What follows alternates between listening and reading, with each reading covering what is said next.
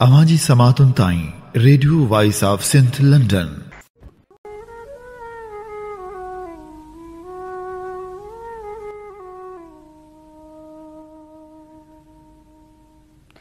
पल पल में पलियांस पल न रहे प्रिय रे, जिए झोरी खां झलियांस झिझो तीअं झोरी पवे।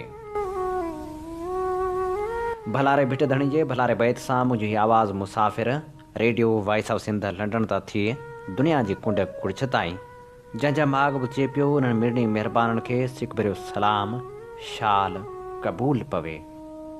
14 डिसंबर 2021 अंगारे जे ॾींहुं प्रोग्राम कुझु वर्क किताब मां साण करे आम अवां जी ख़िदमत में हाज़ुर अवां जो पंहिंजो मेज़बान हबीब लगारी।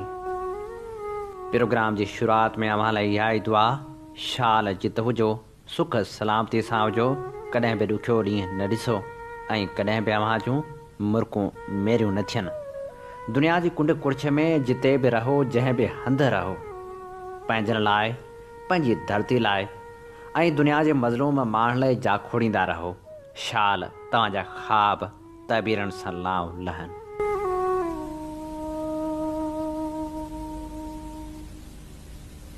मिठी जे मंदरनि में जॾहिं ॾीआ रोशन थींदा हुआ ऐं जॾहिं हथ दुआउनि लाइ खजंदा हुआ, तॾहिं रेडियो मिठी तां थिए थर जे भूरियुनि भेटनि ताईं पहुतल संसा आवाज़ ॻोठाणनि खे पंहिंजे गहर में काबू करे छॾींदो हो ऐं पोइ मरहम कबराणी जूं सीटूं कननि ताईं पहुचंदियूं हुयूं। हवाऊं थी कतल वेंदियूं वणनि जी माठ मारींदई, असां खां पोइ पिरी पंहिंजनि चपनि जी माठ मारींदई। जॾहिं चाहत जे रस्तनि तां गुज़रंदे हेकलो दिलि पर, तॾहिं घेड़नि घटियुनि चारनि गसनि जी माठ मारींदई। हूअ जेको कंहिं दरगाह जो वली त न आहे, पर मोहबतनि जो वली ज़रूरु आहे। हूअ जंहिंखे अॼु बि मिठी जे मिठड़े शहर खां वेंदे कासबे ऐं कारूंझर ताईं जा माण्हू वली मोहम्मद मूसे पोटे जे नाले सां सुञाणनि था। हूअ जेको कंहिं ॻोठ मां लॾे वेंदड़ काफ़िले जहिड़ो कलमकार ज़रूरु आहे। हूअ जेको रेडियाई दुनिया में अवाम जे अहसासनि खे हवाउनि आधार सितारनि सां सलींदो रहियो आहे, उहो ई वली मोहम्मद बीमारी हथां बेवस बणिजी हैदराबाद जी अस्पताल में बेयारो मददगार बणियल आहे। रेडियो जे आधार वली मोहम्मद मूसे पोटे जो आवाज़ केतिरनि ई दर्दवंद दिलनि लाइ दरमान बणियो, पर हाणे संसददारूं ऐं दवा केर बि नथो बणिजे। सकाफ़त खातो मेलण ऐं झमेलनि ते किरोड़नि रुपया ख़र्च करण लाइ हिते तयारु आहे, पर ग़रीब कलमकार जी मालिकी करण जी सहमत नथो करे। जिगर जे मर्ज़ सां झेड़ींदड़ वली मोहम्मद जो घर बि काल इलाज लाइ नीलाम थी चुको। वली मोहम्मद बि कंबड़ जा पंध पुछाइण बाद हाणे ज़िंदगी जी तमन्ना सांढे एशियन अस्पताल हैदराबाद जे बेड ते उझामदड़ अखियुनि सां डॉक्टरनि ॾे निहारे थो। हूअ चवणु चाहे थो, ख़ुदा ॼाणे छो न कंहिं रंगीन चमन में जावासीं, टिड़ियासीं दामन सहरा में ख़ुशबू ई अजाई वई। पर लफ़्ज़ संदसि साथ नथा ॾियनि, उमेदूं आगम बणिजी अचनि थियूं। काल संस लफ़्ज़नि जा केतिरा ई मदा हुआ, संस आवाज़ जा अनेक आशिक हुआ, पर छा कजे। हाणे जॾहिं हालतूं संस हथ में नाहिनि रहियूं, तॾहिं हू बेयारो मददगार बणिजी वियो आहे। हू हयाती चाहे थो ऐं जीअण जा जतन करणु घुरे थो, पर संस जिगर बि जवाबु ॾेई चुको आहे। हूअ रेडियो वसीले वरी मुखातिब थियणु घुरे थो ऐं हूअ चवणु चाहे थो जीअं प्रोग्राम कंदे हूअ ॻाल्हाइणु लॻंदो हो, ऐं जॾहिं संस आवाज़ जा मुंतज़र माण्हू ख़ामोश थी खेसि ॿुधणु लॻंदा हुआ ऐं हू मुखातिब थींदो हो। पवारन पाबोयो वरिया वाहूंदा, पवारन पाबोयो वरिया वाहूंदा, सुते सारेम सूमरा गाडेलियूं गंदा, भिटन भर हूंदा भूंगा भड़ भतार जा। अस्सलाम वालेकुम सामीन, रेडियो पाकिस्तान मिठीअ जे स्टूडियो मां प्रोग्राम सबरंग सावल सां हाज़िर प्रोड्यूसर शाब नोड़ियो, स्टूडियो इंजीनियर साथी प्रेम हमीराणी ऐं आऊं अवां जो उहो ई साॻियो वली मोहम्मद मूसे पोटो।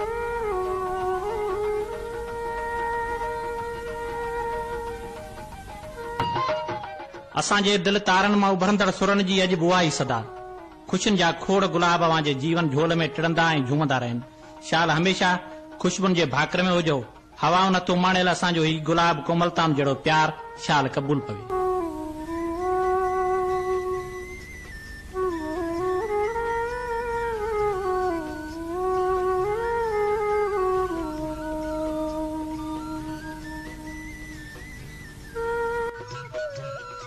सामिन, काफ़ी वक़्त खां पोइ तव्हां सां मुलाक़ात करण जो मौक़ो मिलियो आहे हिन रेडियाई लहरनि वसीले। सामिन, अचो त ॻाल्हि करियूं ज़िंदगीअ जी, उन ई ज़िंदगीअ खे ॻोल्हियूं जंहिंखे पागलपन जी वबा वेड़े वई आहे। उन ई ज़िंदगीअ सां प्यार करियूं जंहिंजो अमन इंसानियत मंशूर ऐं इश्क महवर आहे, ऐं उन प्यार हक़ ऐं सच जी आंगर झलियूं जेको असांखे सॾे रहियो आहे। फ़क़ति उन गीत ॻाइण खे शुरू करियूं जेको मोहबत जो गीत आहे, अमन जो गीत आहे, ऐं उहो ई ख़ूबसूरत ज़िंदगी जो गीत आहे। गुज़रंदड़ हर लम्हो वली मुंहिंजे जे मथां गरो थो गुज़रे, इन खां अॻे जो संस उमेदनि जो सिज उजामी वञे, इन खां अॻे जो संस आवाज़ ख़िलाउनि में गुम थी वञे। संदसि मालिकी थियणु घुरिजे जीअं रेडियो जो हीउ अमल आवाज़ मौत जे मुंहं में वञण खां बची सघे।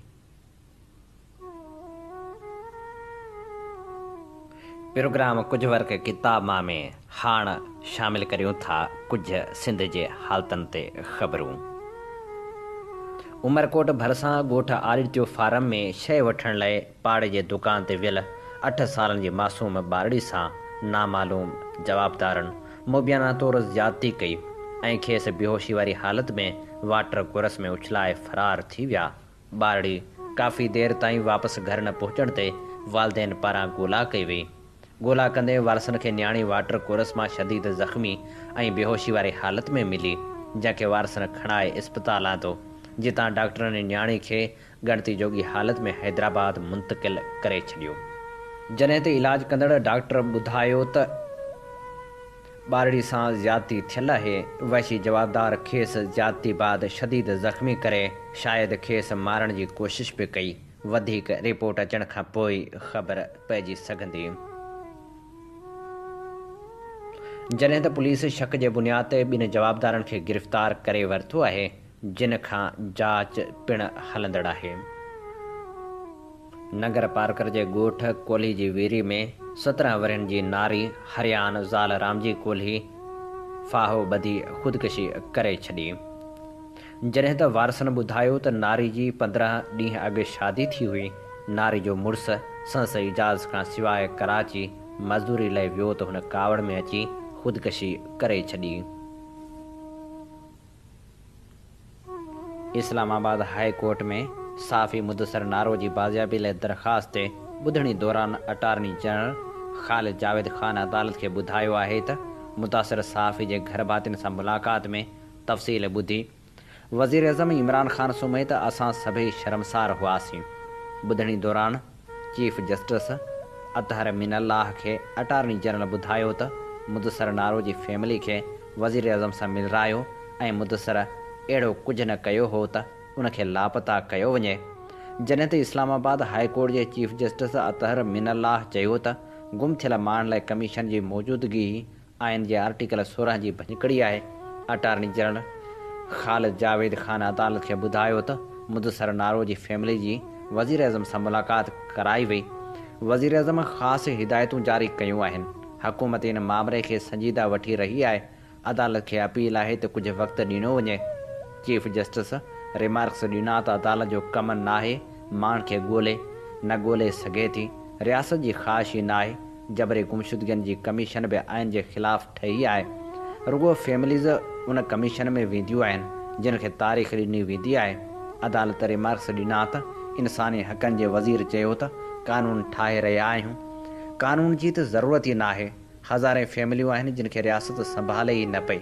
रियासत अंदरि रियासत नथी थी सघे। अॼु ताईं कंहिंखे ट्रेस न कयो वियो। उहो त सिधो आर्टिकल 6 जो ॾोह आहे। चीफ जस्टिस चयो त जबरी गुमशुदगियूं आइन जे ख़िलाफ़ आहिनि त दहशतगर्द खे बि अदालत खां मथां थी नथो मारे सघिजे। ईअं नथो थी सघिजे त कंहिं बि डिपार्टमेंट वारो कंहिंखे खणी वञे। माण्हू चइनि सालनि खां जबरी गुमशुदगियुनि जी कमीशन वटि वञी रहिया आहिनि। जबरी गुमशुदगियुनि जी कमीशन पंहिंजो कमु न कयो। अटार्नी जनरल चयो त अलमियो इहो आहे त असांखे जाग्राफ़ी हालतनि क़ौमी सलामती जो मामिलो बि ॾिसणो आहे। जिते अदालत चयो त सुभाणे हिकु SHO चवंदो फ़िलाणो शख़्स उन ख़िलाफ़ु ॻाल्हाए रहियो हो, उनखे खणो। चीफ जस्टिस अतहर मिनल्लाह चयो त अदालत चई सघे थी त शहरी जंहिं दौर में गुम थिया उन वक़्त जे चीफ एग्जीक्यूटिव ख़िलाफ़ु आर्टिकल 6 जी कार्रवाई कयो। हिन रिमार्क्स ॾिना त हिते अॻूणा चीफ एग्जीक्यूटिव माण्हुनि खे खंभण जो फ़ख्र सां किताब लिखी क्रेडिट वठनि था। ख़ालिद जावेद ख़ान चयो त रिटायर थियण खां पोइ किताब लिखी समूरा जानतदार बणिजी वञनि था। माण्हू जो लापता थी वञणु पाकिस्तान ते दाग़ आहे ऐं इहा बदकिस्मती आहे। हुन ॿुधायो त माण्हू जे लापता थियण जो को बि वज़ाहत न पियो ॾिए, पर उहे केसिस मौजूदा हुकूमत खे विरसे में मिलिया आहिनि। चीफ जस्टिस रिमार्क्स ॾिना त रिटायर थियण खां पोइ सभई सूफ़ी बणिजी वञनि था। अटार्नी जनरल ॿुधायो त केतिरा ई माण्हू जिहाद जे नाले ते बॉर्डर क्रॉस करे हलिया विया, हाणे उहे बि लापता माण्हुनि जी कैटेगरी में शामिल आहिनि। जॾहिं त मुदसर नारो सहाफ़ी हो, संस केस खे उन कैटेगरी में नथो रखी सघिजे। चीफ जस्टिस रिमार्क्स ॾिना त छो न लापता माण्हुनि जे मामले ते समूरनि चीफ एग्जीक्यूटिव ते आर्टिकल 6 लॻाए छॾियूं। आर्टिकल 6 लॻाए समूरनि लाॻापियल चीफ एग्जीक्यूटिव जो ट्रायल शुरू कराए छॾियूं। अटार्नी जनरल चयो त जंहिंखे आर्टिकल 6 ते सज़ा थी त उन ते अमल दरामद न कराए सघियासीं। चीफ जस्टिस रिमार्क्स ॾिनो त हिकु हाल ऑफ शेम ठाहे छॾियूं था जिते सभिनी चीफ एग्जीक्यूटिव जूं तस्वीरूं हुजनि। अटार्नी जनरल चयो त रुॻो चीफ एग्जीक्यूटिव छो, ॿियनि ज़िम्मेवारनि जो बि हुजणु घुरिजे। Chief justice Athar Minallah remarks ॾिना त हतमी ज़िम्मेवारी चीफ एग्जीक्यूटिव जी हूंदी आहे। असांखे हिकु फ़ैसिलो त लिखणु ॾियो न, कंहिंखे त ज़िम्मेवार करार ॾियूं। जिते अटार्नी जनरल चयो त कुझु बीमारियुनि जो इलाजु फ़ैसिलनि सां न अवाम वटि हूंदो आहे। 10 लख माण्हू रस्तनि ते निकिरनि त लापता थियण जो सिलसिलो रुकिजी वेंदो। ईरान में उहो सिलसिलो ईअं ई रुकियो आहे। चीफ जस्टिस रिमार्क्स ॾिना त मुदसर नारो जे ॿार खे अदालत अचण खां अॻु इंसाफ़ मिलणु घुरिजे हा। असांखे उमेद हुई त ॿार सां मुलाक़ात खां पोइ वफ़ाक़ी काबीना कुझु कंदी। चीफ जस्टिस रिमार्क्स ॾिना त हिन शहर मां मक़ामी इंतिज़ामिया जी मर्ज़ी बिना कंहिंखे खणी सघिजे थो। हिकु ॿार खे खंभियो वञे थो, वापसि अची चवे थो त उतरे इलाइक़नि जी सैर ते हो।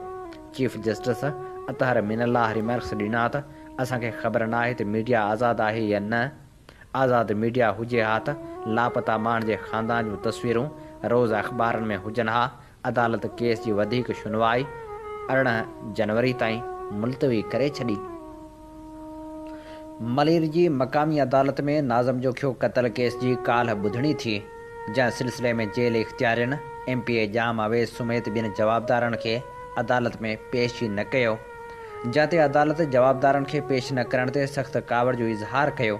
अदालत ईंदड़ ॿुधणी ते जवाबदारनि जी हाज़िरी यकीनी बणाइण लाइ प्रोटेक्शन आर्डर जारी करे छॾिया। जॾहिं त जांच ऑफिसर अदालत खे ॿुधायो त केस जो अबूरी चालान डिस्ट्रिक्ट प्रोसिक्यूशन ऑफिस में जमा करायो वियो आहे। प्रोसिक्यूशन अबूरी चालान जी अञा ताईं जांच मुकमिल नाहे कई। अदालत ईंदड़ ॿुधणी ते पुलिस खां हतमी चालान तलब कंदे केस जी ॿुधणी 16 डिसंबर ताईं मुलतवी करे छॾी। शागिर्द अॻवान ज़ाकिर सहतो अञा ताईं बाज़ियाब थी नाहे सघियो। नवाबशाह में संस बाज़ियाबी लाइ 120 ॾींहं बि एहतिजाज जारी रखियो वियो। क़ौमी अॻवाननि, कारकुननि ऐं ज़ाकिर जे वारसनि एहतिजाजी मुज़ाहिरे कंदे अलामती बुख हड़ताल जारी रखी। उन मौक़े ते अॻवान चयो त मुसलसल पुरअमन एहतिजाज बावजूदि इदारा ज़ाकिर सहते जी हवाले सां को नोटिस वठण लाइ तयारु न आहिनि। सरफराज़ मेमण, फराज़ अब्बासी, राजा सहतो ऐं ॿियनि ॻाल्हाईंदे चयो त सिंध धरती सां इश्क कंदड़ पुरअमन जदोजहद जे पैरोकारनि खे रियासती इदारनि खंभे गुम कयो आहे। क़ौमी तहरीक सां वाॻियल नौजवाननि जूं ज़िंदगियूं दाव ते लॻाइण वारनि साज़िशनि जो नोटिस वरितो वञे। कश्मीर भरिसां मांगर फाटक वारे इलाइक़े में जवाबदार नूर अली गोलाटो पंहिंजी ज़ाल अमीरा बजाराणी खे घुटा ॾेई कारां जे इल्ज़ाम हेठि क़त्ल करे छॾियो। ॿिए पासे जेकमाबाद वेझो पुराणे तकरार तां नौजवान खे क़त्ल कयो वियो आहे। ॻोठ दोस्त मोहम्मद बिरोही में जवाबदारनि अली हसन बिरोही खे गोलियूं हणी बेदर्दी सां क़त्ल करे छॾियो।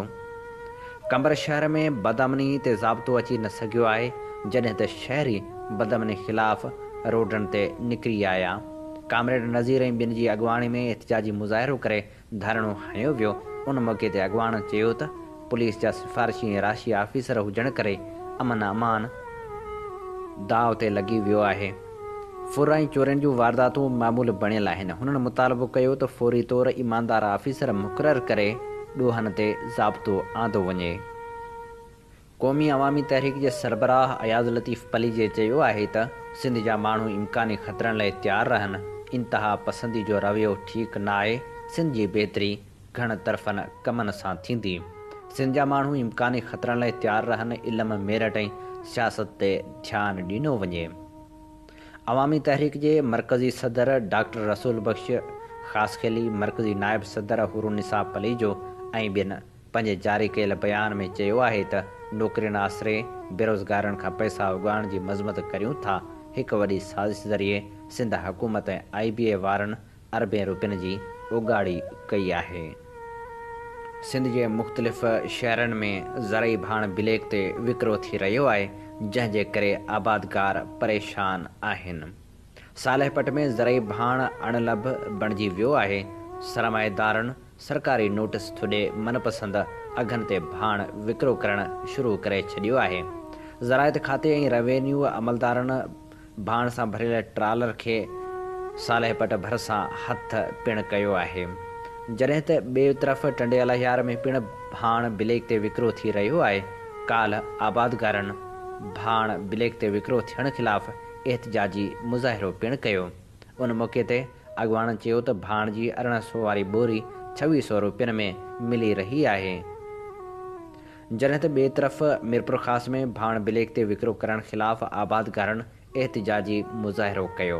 उन मौक़े ते आबादगारनि जो चवणु हो त मीरपुर ख़ास जा डीलर यूरिया भाण गुम करे ब्लैक ते फी बोरी 3000 रुपयनि खां वधीक में ॾेई रहिया आहिनि।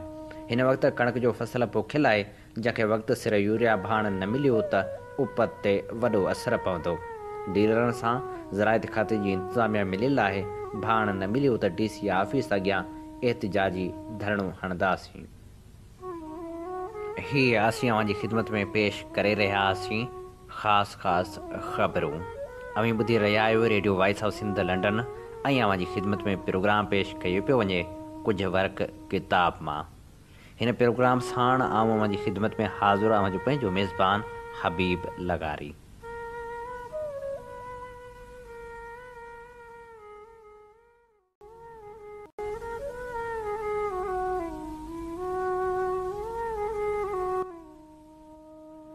प्रोग्राम कुझु वर्क किताब मां में हाणे वर्क वरायूं था उन तारीख़ी किताब जा जंहिंजो नालो आहे तारीख़ जा अॾींदड़, जंहिंजो सिंधी तर्जुमो कयो आहे मोहम्मद बख़्श सूमरे। हिन किताब में इंसानी तारीख़ ते असरअंदाज़ थींदड़ नामवर शख़्सियतनि जूं हयातियूं ऐं कारनामा शामिल आहिनि। असीं हिन किताब मां सभ खां पहिरियां शामिल कंदासूं ॿिन्ही जहाननि जे सरदार हज़रत मोहम्मद सल्लल्लाहु अलैहि वसल्लम जी ज़िंदगी बाबति शामिल मज़मून। हीउ मज़मून माइकल एच हार्ट जे किताब तारीख़ ते सभ खां वधीक असर विझंदड़ 100 माण्हुनि जी दर्जाबंदी तां वरितल आहे। माइकल एच हार्ट लिखे थो त मूं अहिड़नि 100 माण्हुनि जी फ़हिरिस्त ठाही जिन दुनिया ते सभ खां वधीक असर विधो आहे, पर मुंहिंजे अॻियां हीउ सुवाल कर खणी बीही रहियो त उन्हनि मां कंहिंखे अवल नंबर ते रखां। उन लाइ मूं के असूल ठाहिया जिन जो तफ़सीली ज़िक्र अॻिते हली ईंदो। उन्हनि असूलनि जी रोशनी में मूं मोहम्मद सल्लल्लाहु अलैहि वसल्लम खे उन फ़हिरिस्त जी मुंड में रखियो आहे। थी सघे थो त के माण्हू मुंहिंजी चूंड ते हैरान थियनि ऐं के उन ते एतिराज़ बि कनि, पर तारीख़ में मूंखे उहा ई हस्ती नज़र आई जेका मज़हबी तोड़े ग़ैर मज़हबी मामलनि में हद खां वधीक कामयाबु थी ऐं मूंखे जंहिंजो ॿियो को बि मिट न मिलियो। अचो त तव्हांखे ॿुधायां त मोहम्मद सल्लल्लाहु अलैहि वसल्लम मूं छो सभ खां महान हस्ती करे लेखियो आहे। हज़रत मोहम्मद सल्लल्लाहु अलैहि वसल्लम ग़रीब घराणे मां हो। उन हूंदे बि हुन दुनिया जे वॾनि मज़हबनि मां हिक जो बुनियादु विधो, उनखे पखेड़ियो ऐं बेहद असराइतो सियासी अॻुवान बि बणियो। हुनखे वफ़ात कए 13 हाणे 14 सदियूं गुज़री वियूं आहिनि। तंहिं हूंदे बि अॼु ताईं संस असरु न सिर्फ़ु दाइम ऐं क़ाइमु आहे, पर माण्हुनि जी रग रग में समायल आहे। हिन किताब में जेके नामवर हस्तियूं शामिल कयूं वियूं आहिनि तिन मां घणा ई अहिड़नि माण्हुनि जी आहे जेके तहज़ीबी मर्कज़नि में जावा ऐं निपिया ऐं जंहिंजो तालुक़ु मर्कज़ी अहमियत रखंदड़ इंतिहाई मुहज़ब क़ौमनि सां हो। उन्हनि जो उबतड़ मोहम्मद सल्लल्लाहु अलैहि वसल्लम सन 570 ईस्वी धारे ॾाखिणी अरबुस्तान जे शहर मके में ॼाओ। उन ज़माने में उहो इलाइक़ो दुनिया जे पोइते पियल इलाइक़नि में लिखिबो हो ऐं इल्मी हुनरी तोड़े वापारी मर्कज़नि खां तमामु घणो परे हो। हूअ 6 सालनि जी जमार में मुकमिल यतीम थी वियो हो ऐं संसा पालना बि विचोले तबिके में थी हुई। इस्लामी हदीसनि मां पतो पवे थो त हीअ उमी कंहिं उस्ताद वटि न पढ़ियल बि हो। हुन जी माली हालत बि तॾहिं सुधरी सघी हुई जॾहिं 25 सालनि जी जमार में हिकु मालदार रन ज़ाल सां शादी कई हुआईं। हूअ 40 सालनि जो थियण वारो हो तॾहिं बि को अहिड़ो ओञाण नज़र न थे आयो जंहिंमां को अंदाज़ो लॻाए सघे हा त हूअ समूरी तारीख़ जी अज़ीम हस्ती थी उभरंदो। ॿियनि लफ़्ज़नि में त खेसि पाण मञाइण लाइ थोरो वक़्तु मिली सघियो हो। मतिलबु त ॿियनि नामवर माण्हुनि जी भेट में मोहम्मद सल्लल्लाहु अलैहि वसल्लम खे ॾाढियूं ॾुखियूं हालतूं मिलियूं हुयूं। उन्हनि में अरबनि जी अक्सरियत बुत परस्त हूंदी हुई ऐं घणनि ख़ुदाउनि देवियनि देवताउनि खे मञींदी हुई। मके में थोरा यहूद ऐं ईसाई बि रहंदा हुआ जेके हिकु ख़ुदा खे मञींदा हुआ। पाण सगुरा इंसानी फितरत जी तक़ाज़ा मूजिबि ॼमण खां ई तौहीद ते क़ाइमु हुआ। मोहम्मद सल्लल्लाहु अलैहि वसल्लम जॾहिं 40 सालनि जो थियो त खेसि यकीन थी वियो उहो वाहिद ख़ुदा वही वसीले साणसि ॻाल्हाए रहियो हो ऐं पंहिंजे सचे मज़हब पखेड़ण लाइ खेसि चूंडियो हुआ। 3 सालनि ताईं मोहम्मद सल्लल्लाहु अलैहि वसल्लम फ़क़्ति पंहिंजनि वेझनि दोस्तनि ऐं साथियुनि में तबलीग कंदो रहियो। तंहिंखां पोइ अटकल 613 ईस्वी धारे अवाम में तबलीग शुरू कई। आहिस्ते आहिस्ते संसद पोइलगनि जो अंग वधणु लॻो जंहिं करे मके जा हाकिम खेसि ख़तरनाक आज़ार सम्झणु लॻा। मोहम्मद सल्लल्लाहु अलैहि वसल्लम पंहिंजी सलामती ख़ातिर 622 में मदीने ॾांहुं हिजरत कई। उहो शहर मके जे उत्तर में 200 मैल खनि परे आहे। मदीने मां खेसि ॻिच सियासी ताक़त मिलण जी आछ थी हुई। हिजरत पैगम्बर सल्लल्लाहु अलैहि वसल्लम जी हयाती में हिकु नओं सफ़र साबित थी। मके में संसद पोइलगनि जो तइदादु थोरो हो। मदीने में खेसि ॿिया बि केतिरा ई पोइलग मिली विया जंहिं करे जल्दी एतिरो असराइतो थी वियो जो कंहिंजी मजाल न हुई जो संस हुकुमनि जी भंजकड़ी करे सघे। ईंदड़ कुझु सालनि में मोहम्मद सल्लल्लाहु अलैहि वसल्लम जे पोइलगनि जो अंग तेज़ी सां वधियो जंहिं करे मके जे हाकिमनि मदीने ते काह कई। उन खां पोइ लड़ाइनि जो हिकु सिलसिलो शुरू थी वियो जंहिंजी पुॼाणी तॾहिं थी जॾहिं मोहम्मद सल्लल्लाहु अलैहि वसल्लम 603 ईस्वी में मको फ़तह कयो। हुन जी ज़िंदगी जे पोयनि 2.5 सालनि अंदरि अरब क़बीला तेज़ी सां मुस्लमान थींदा विया। मोहम्मद सल्लल्लाहु अलैहि वसल्लम 632 में पंहिंजी वफ़ात ताईं ॾाखिणी अरबुस्तान जो असराइतो हाकिम थी चुको हो। अरबुस्तान जा बदू क़बाइली छिता वेढ़ाक लिखबा हुआ पर उहे पंहिंजे उतरे मुहज़ब पाड़ेसरी सल्तनत जी भेट में कमज़ोर हूंदा हुआ छो त उहे सल्तनतूं ज़रख़ेज़ मुल्कनि ते ॿधियल हुयूं ऐं वटि वॾा वॾा लश्कर हुआ। उन जे उबतड़ हिकु त बदू मुख़्तलिफ़ क़बीलनि में विरहायल हुआ ऐं लगातार पाण में विढ़ंदा रहंदा हुआ। ॿियो त संदन तइदाद बि घटि हो। मोहम्मद सल्लल्लाहु अलैहि वसल्लम तारीख़ में पहिरियों भेरो खेनि मुतहद कयो ऐं मजन हिकु सचे ख़ुदा ते ईमान रखणु सेखारियो। उन ईमान जे करे उन्हनि में अहिड़ो त जोश विलविलो पैदा थियो जंहिं अॻियां उहे वॾियूं वॾियूं सल्तनतूं बि बीह न सघियूं। अरबनि जे निडरनि निडरनि लश्करनि जेके अजरज में विझण जहिड़ियूं फ़तहूं माणियूं तिन जो मिसाल इंसानी तारीख़ में मिलणु महाल आहे। अरबुस्तान जे उत्तर ओभर में सासानियुनि जी ठाहियल वसीअ ईरानी सल्तनत हुई ऐं संस उत्तर उलह में बाज़नतैनी या उभरंदे रूमी सल्तनत हुई जंहिंजी गादी कस्तंतनिया में हुई। तइदाद जे लिहाज़ खां अरबनि जो पंहिंजनि दुश्मननि सां को मुक़ाबिलो ई कोन हो।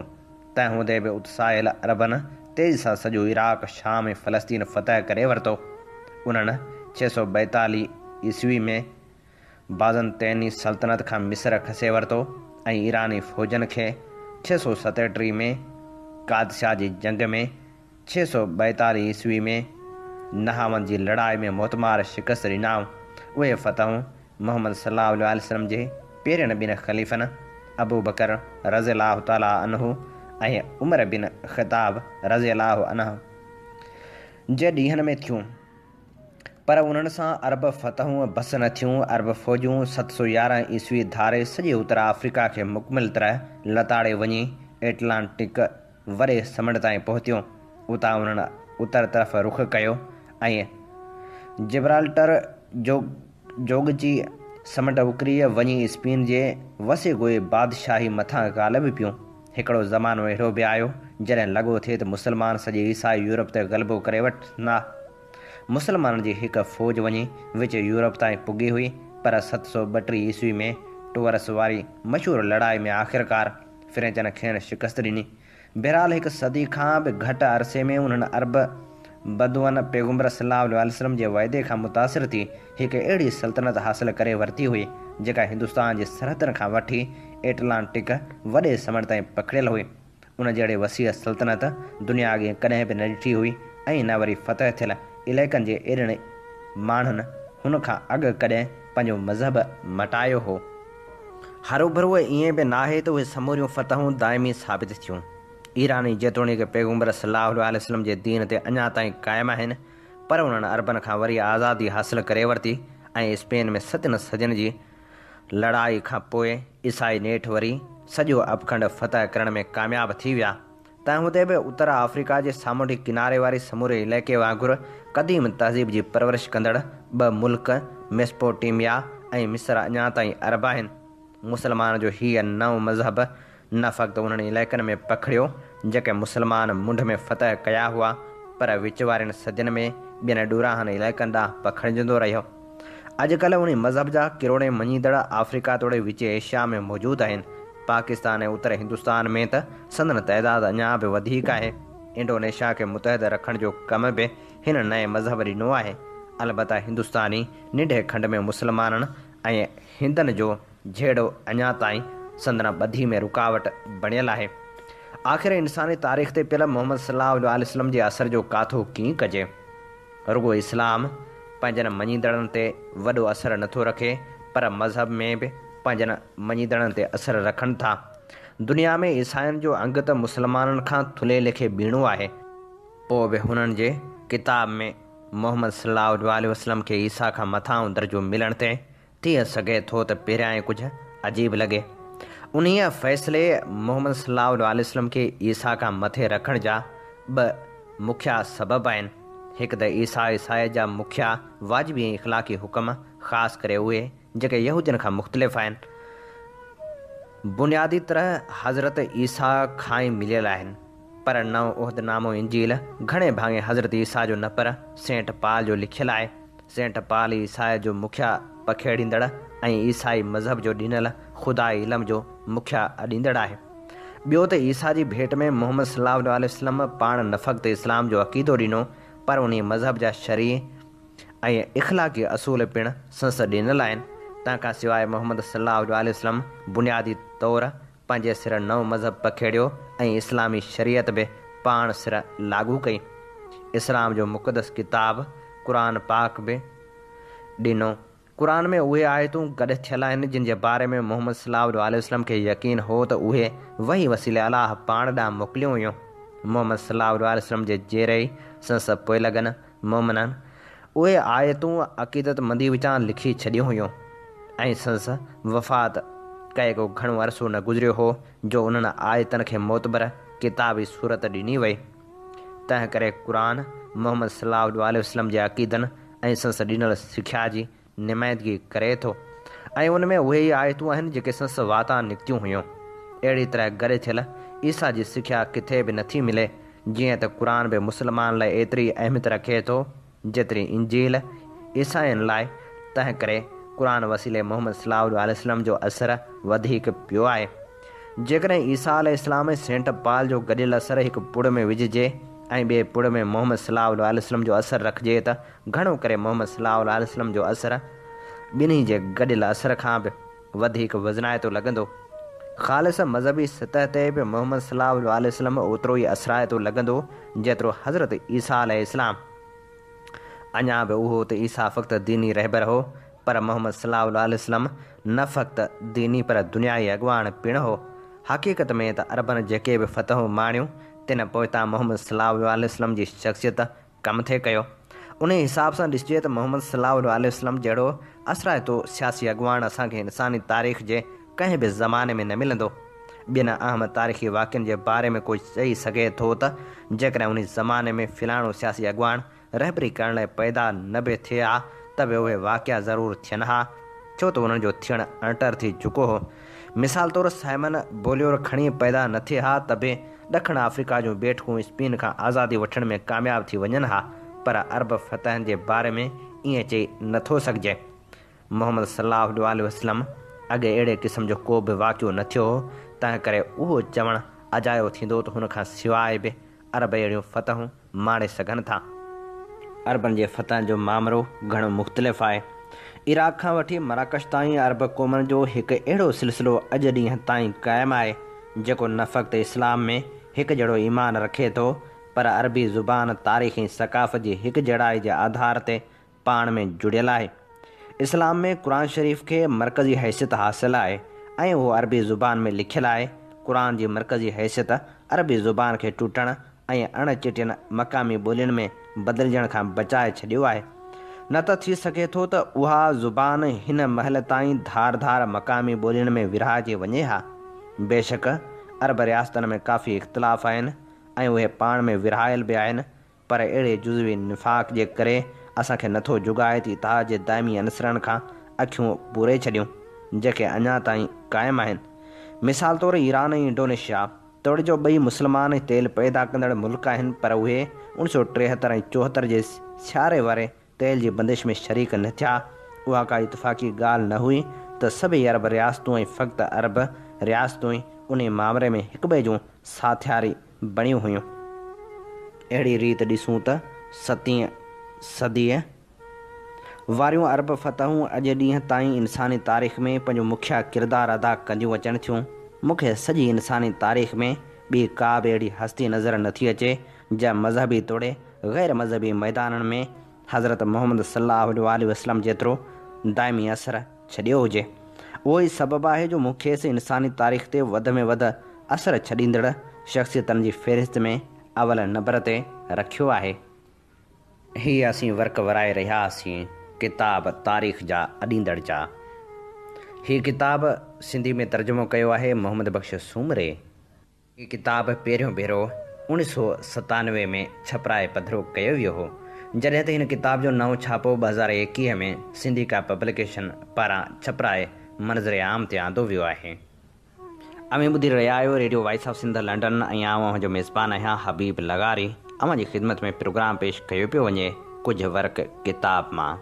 कुझु वर्क किताब मां प्रोग्राम में असीं अवां जी ख़िदमत में पेश कंदा आहियूं उहे तारीख़ी किताब जिन में यादि माज़ी बि हूंदी आहे ऐं तारीख़ जा उहे किस्सा हूंदा आहिनि जिन मां असांखे सिखण लाइ घणो कुझु मिलंदो आहे। हाणे प्रोग्राम में वर्क वरायूं था हारिन ऐं पोहरितनि लाइ जाखोड़ींदड़ कामरेड जाम साकी जे किताब फ़तह आख़िर अवाम जी थींदी जा ऐं अवां जी ख़िदमत में पेश करियूं था हिन किताब जी चौथीं क़िस्त। मूंखे हर महीने माइटनि खे 6 ख़त लिखण जी इजाज़त ॾिनी वञे, जीअं त उते मूंखे फ़ौजी सिपाहियुनि खां मालूम थियो त पाकिस्तानी जंगी क़ैदियुनि खे महीने में 6 ख़त लिखण ऐं अख़बारूं पढ़ण जी इजाज़त हूंदी हुई। लाहौर हाईकोर्ट जे हुकम मुताबिक़ मूंखे रिसाला ऐं अख़बारूं पढ़ण जी इजाज़त ॾिनी वञे। हिलाल अहमर खे हिकु अदद रत जी बोतल ॾियण जी इजाज़त ॾिनी वञे त जीअं आउं बंदे खाने मां पंजनि ग़रीब भाइरनि जी मदद करे सघां। क़ैद तन्हाई काटण लाइ मूंखे रेडियो ॾिनो वञे। उन नोटिस में मूं इहो बि इज़ाफ़ो कयो त केस हलाए मूंखे सज़ा ॾिनी वञे या अदालती तहवील में मुंतक़िल कयो वञे त जीअं आउं मुतालो करे सघां। ॿी सूरत में 14 फ़रवरी खां आउं बुख हड़ताल कंदुसि। नोटिस मुताबिक़ 14 फ़रवरी ताईं हुननि जे कन ते जूं बि कान सुरी, पर पोइ 28 ते हुननि मूंखे जेल मोकिले छॾियो। उन हिदायत सां त मूंखे क़ैद तन्हाई में रखियो वञे एसि ताईं जो माउ पीउ खे बि ख़त लिखणु न ॾिनो वञे। हुननि खे जेकॾहिं अकुल जो ज़रो बि हुजे हा त हूअ मूंखे माइटनि ॾांहुं ख़त लिखण जी झल न कनि हा, छो त आउं खणी केतिरी बि तकलीफ़ या मुसीबत में हुजां हा त बि माइटनि खे उहो लिखां हा त आउं ख़ुशि ऐं ठीकु ठाक आहियां। उहो त आउं बि कोन चाहियां हा त मुंहिंजी ज़ाल जे ॾुखोईंदड़ मौत सां ॾुखोयल ख़ानदान खे पंहिंजी तकलीफ़ ॿुधाए वधीक ॾुखोयां। सदर साहिब ऐं अदालत जा मोज़िज़ मेंबरो, हाणे आउं अव्हांखे उहे सभु ॿुधाइणु चाहियां थो जंहिं करे मूंसां अहिड़ो सलूक कयो वियो आहे। अलिफ़, आउं कम्युनिस्ट पार्टी ऑफ पाकिस्तान जो मेंबर आहियां। जीअं त कम्युनिस्ट पार्टी ऑफ पाकिस्तान मुल्क जे पूरे तबक़े जी इंतिहाई बाशऊर माण्हुनि ते मुश्तमिल पार्टी आहे, उन करे जमहूरी तहरीक जे अलमबरदार रही आहे ऐं उन जे बदिले में हुननि गासिबनि, फ़ौजी जनरलनि ऐं दलाल हुक्मरान टोलनि जी दुश्मनी ऐं ॾमर हेठि रही आहे, जंहिं केतिरा ई भेरा आलमी साम्राज्य ऐं अंदरूनी फुरलूट कंदड़ तबक़नि जी बछ ते मुल्क जे सियासी मामलनि में मुदाख़लत कई आहे। मुंहिंजी पार्टी पाकिस्तान ठहिण खां वठी अॼु ॾींहं ताईं अवाम जे हक़नि लाइ जदोजहद जो लाज़मी हिसो रही आहे ऐं उनजे मुस्तक़िल मिज़ाजी सां अॻुवाणी कई आहे। मुंहिंजी पार्टी पाकिस्तान जी अवाम जे मुख़्तलिफ़ ज़ुबानुनि खे क़बूल न करण वारी रजत पसंद पॉलिसी ख़िलाफ़ सख़्तु जदोजहद कई आहे ऐं ॿियनि जमहूरी क़ुवतनि सां गॾिजी मशरक़ी बंगाल में 1954 वारी इलेक्शन में रजत पसंद क़ुवतनि खे मुंहुं तोड़ शिकस्त ॾिनी। मुंहिंजी पार्टी अमेरिकी साम्राज्य सां पाकिस्तान जे कयल फ़ौजी मुआहिदनि जी मुखालफ़त कई। उन जे नतीजे में सख़्तु तशदुद जो शिकार थी मुंहिंजी पार्टी वन यूनिट ऐं अयूबिया आमरियत ख़िलाफ़ जदोजहद कई ऐं मूंखे अहिड़ी पार्टी जे मेंबर हुजण ते फ़ख़ुरु आहे जंहिं हसन नासिर जहिड़ा कम्युनिस्ट पैदा कया, जिन जमहूरियत ऐं सोशलिज़म जी राह में जदोजहद कंदे पंहिंजो जानियूं कुर्बान करे छॾियूं। मुंहिंजी पार्टी बलूचिस्तान ते फ़ौज कशी जी मुखालफ़त कई ऐं सेक्युलर जमहूरियत ऐं हिकु माण्हू हिकु वोट जे बुनियाद ते चूंडण जी मुहिम हलाई। मुंहिंजी पार्टी ज़रई सुधारनि सनतनि खे क़ौमी मिल्कियत में वठण लाइ आवाज़ु उथारियो ऐं पोहरेतनि, शागिर्दनि, औरतनि ऐं दानिशवरनि जे हक़नि लाइ जदोजहद कई। 1971 में बांग्लादेश जी आवाम जी नस्लकशी ख़िलाफ़ जदोजहद कई ऐं सियासी मसइले जो सियासी हल ॻोल्हण लाइ आवाज़ु उथारियो। यकीनन जनाब, आउं हिकु अहिड़ी पार्टी सां वास्तो रखां थो जंहिं इस्तेहसाली तबक़नि ख़िलाफ़ जदोजहद में शामिल हुजण जो शानदार रिकॉर्ड क़ाइमु कयो आहे। बैनुल अक़वामी सतह ते असांजी पार्टी हमेशह खां वठी बैनुल अक़वामी मज़दूर तहरीक, अमन कैंप, साम्राज्य दुश्मन तहरीक ऐं सोशलिस्ट कैंप सां इतिहाद में रही आहे। आउं क़बूल करियां थो त चीनी माओ नवाज़नि जी सियासी इंतिशार पसंदी जे करे साम्राज्य खे उहो मौक़ो मिली वियो त पाकिस्तान में तहरीक जो ज़ोर घटाइण लाइ माओ नवाज़ जे नाले सां कई अवाम दुश्मन गिरोह क़ाइमु करे सघे। पर हाणे साम्राज्य जूं सभई हिकमत अमलियूं पाकिस्तान तोड़े बैनुल अक़वामी सतह ते वाक़ियूं थी चुकियूं आहिनि ऐं बहरूपियनि जो असली रूप ज़ाहिर थी चुको आहे ऐं भटकियल अनासर कम्युनिस्ट तहरीक में वापसि अची रहिया आहिनि। ऐं उहो कोन थो चाहियां त को हिन अदालत खे कम्युनिस्ट पार्टी ऑफ पाकिस्तान जे बारे में ब्रीफिंग सेशन बणायां। अदालत पार्टी जे उन्हनि दस्तावेज़नि मां घणो कुझु मालूम करे सघे थी जेके संसद रिकॉर्ड में मौजूदु आहिनि। मुंहिंजो बुनियादी मक़सदु रुगो हीअ आहे त आउं उन हक़ीक़त जी निशानदही करियां त साइंसी सोशलिज़म जे असूलनि ते सख़्ती सां क़ाइमु रहंदे असांजी पार्टी जेको बि मौक़िफ़ इख़्तियार कयो आहे, तारीख़ उनखे सचो साबित कयो आहे। पाकिस्तान जे बेशुमार मोहबे वतन सपूतनि खे आज़ाद ख़ारजा पॉलिसी रखण जे मुतालबे ते क़ौम दुश्मन सॾियो वियो ऐं उन्हनि खां इंतकाम वरिता विया। पर हद त हीअ आहे त हीअ ज़ाहिर ज़हूर साम्राजी दलाल हुकूमत बि खणी रस्मी सही पर गैर जानबदाराना तहरीक में शामिल थियण ते मजबूर थी। अहिड़ी तरह आउं पूरे एतमाद सां अॼु ही ऐलान थो करियां त उहे माण्हू जेके पाकिस्तान जी अवाम जी राह में रुकावट बणिजी रहिया आहिनि, तमामु जल्दी पंहिंजे सावाके भाइरनि सां मौत जी वादी में वञी मिलंदा। पाकिस्तान जा माण्हू उनजो पोरित अवाम ऐं असांजा इतिहादी अवाम जो इक़्तिदार आला बहाल कराइण लाइ मुतहद आहिनि ऐं उहे अवाम जे दुश्मननि खे तारीख़ जे बदबूदार नालियुनि में उछलाए फिटो कंदा। पाकिस्तान जो अवाम अफ़गानिस्तान, ईरानी भाइरनि सां, अरब दुनिया सां ऐं आलमी साम्राज्य दुश्मन क़ुवतनि सां कुल्ह कुल्हे में मिलाए हलण लाइ तयारु थी रहियो आहे। पाकिस्तान बुनियादी समाजी तब्दीलियुनि जे किनारे ते बीठो आहे। जेके माण्हू हिन अमल जी मुखालफ़त कनि था तिन खे ख़बरदार रहणु घुरिजे। उहा त फितरी ॻाल्हि आहे त साम्राज्य इस्तेहसाली हुक्मरान तबक़ा मूंखे ऐं मुंहिंजी पार्टी खे पंहिंजो दुश्मन था सम्झनि ऐं असांजे ख़िलाफ़ रियासती ॾाढ ऐं ॾहकाव जे इदारनि जो इस्तेमालु कनि था। फ़ौजी हुकूमत अवाम ते पंहिंजे तशदुद जो सिलसिलो इन मुनासिबत सां वधाईंदी वेंदी आहे जंहिंसां उहा अवाम खां कटिबी वेंदी आहे। सरमाएदार मुल्कनि जूं जमहूरियत जूं दावेदार हुकूमतूं बि काला क़ानून बाक़ी रखंदियूं आहिनि त जीअं अवाम जे तर्जमाननि खे शहरी हक़नि खां महरूम रखी सघिजे। हीअ हुकूमत सरमाएदार नाहे पर हिकु जदीद नव आबादी आहे जंहिंजी माना आहे त उहा आलमी साम्राज्यनि जे मुफ़ादनि ऐं चंद अंदरूनी इतिहादियुनि लाइ कमु करे रही आहे। हीअ हुकूमत फ़क़्ति पंहिंजे साम्राज्य आकाऊं नालो जवाबदार आहे। अवाम जे वधंदड़ शौर जे वहकिरे खे ॾिसी हीअ हुकूमत आम क़ानूनी तरीक़नि ऐं पुलिस खे पंहिंजे इक़्तिदार जी बका लाइ नाकाफ़ी सम्झे थी ऐं पंहिंजे आख़िरी कठोर हथियार यानी साम्राज्य दलाल ऐं सीनियर जनरल जी अॻुवाणी में हारायल फ़ौज खे ॿीहर बेरकनि मां कढी आई आहे, पर साम्राज्य खे हिन ख़िते मां निहायती कामयाबी सां तड़ियो पियो वञे, जंहिंजे करे रिजत परस्त हुक्मराननि जूं पाड़ूं खोखलियूं थी वियूं आहिनि जेके इंतिहाई बेहयाई सां अवाम ते बेरहम तशदुद करे ऐं हिन केस जहिड़ा कूड़ा केस घड़े बंदि ॿधण जी कोशिश करे रहिया आहिनि। जीम पंहिंजी पार्टी जी रहनुमाई सबबा ऐं उहो पहिरियों सियासतदान हुअसि जंहिं 1971 में बांग्लादेश जे ख़िलाफ़ु फ़ौजी कार्रवाई जी मुखालफ़त कई हुई। मूं ऐलान कयो हो त जेकॾहिं सियासी मसइलनि जो को सियासी हल न ॻोल्हियो वियो त पाकिस्तान टुकड़ा टुकड़ा थी वेंदो। फ़ौजकशी जे ख़िलाफ़ु हैदराबाद, नवाबशाह, कराची, लाहौर, कोयटा, पेशावर ऐं ॿिनि हंधनि ते जलूस कढाया विया। मुंहिंजो बयानु जंहिंमें नस्लकशी जे नतीजे में पाकिस्तान जा 2 टुकड़ा थियण जो चताव ॾिनल हो, केतिरनि ई मुल्कनि जे अख़बारनि वाज़िह तौरु शाया कयो। रेडियो पाकिस्तान ऐं रेडियो पेकिंग खे छॾे दुनिया जे ॿियनि घणनि करे सभिनी अहम रेडियो स्टेशननि तां मुंहिंजे बयान खे नशर कयो वियो।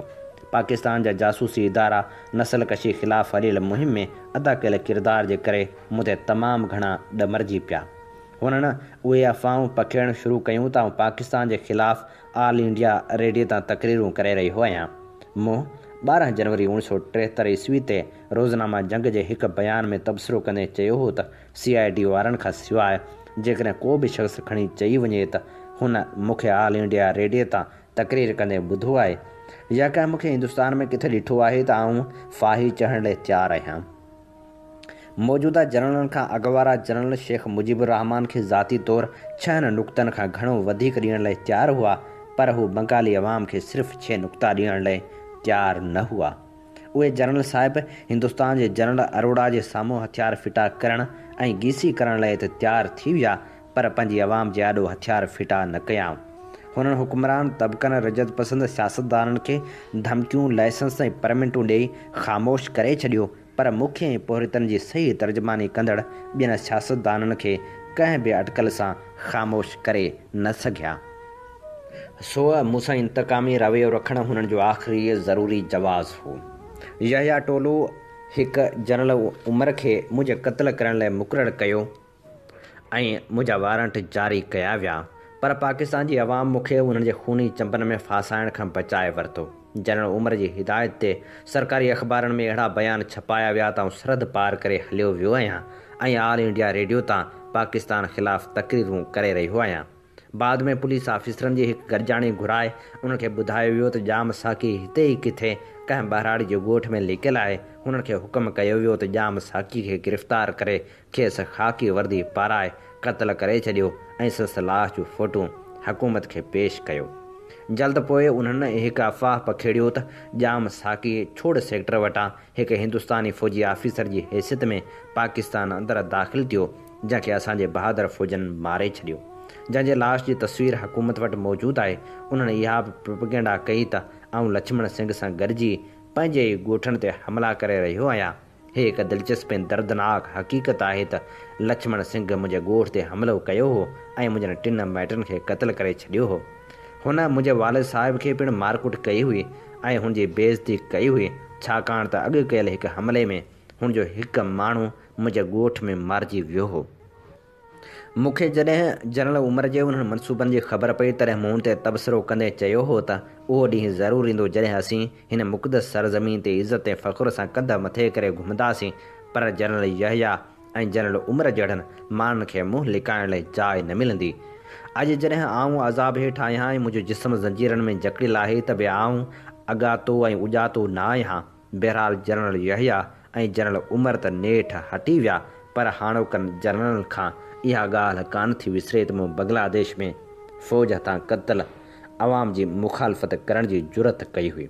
उन करे ई जॾहिं भुटे साहिब जी हुकूमत में पाकिस्तानी जेलनि में आऊं वाहिद सियासी क़ैदी हुअसि त नेप जे मरकज़ी कमेटी जे चवण ते वली ख़ान जे हिकु नुमाइंदे पाकिस्तान जे सदर मिस्टर भुट्टे खां मुंहिंजी आज़ादी जो मुतालबो कयो हो, पर मिस्टर भुट्टे जवाबु ॾिनो त छाकाणि त जाम साकी फ़ौज कशी जी मुखालफ़त कई हुई, उन करे सीनियर जनरल हुनखे आज़ादु करण जी इजाज़त नथा ॾियनि। दाल असां शुरू खां वठी उहो मुतालबो कंदा पिया अचूं त ज़मीनूं हारियुनि में विरहायूं वञनि ऐं बुनियादी सनतूं क़ौमी मिल्कियत में वरितियूं वञनि, पर लालची जनरलनि उबतो गस झलियो आहे।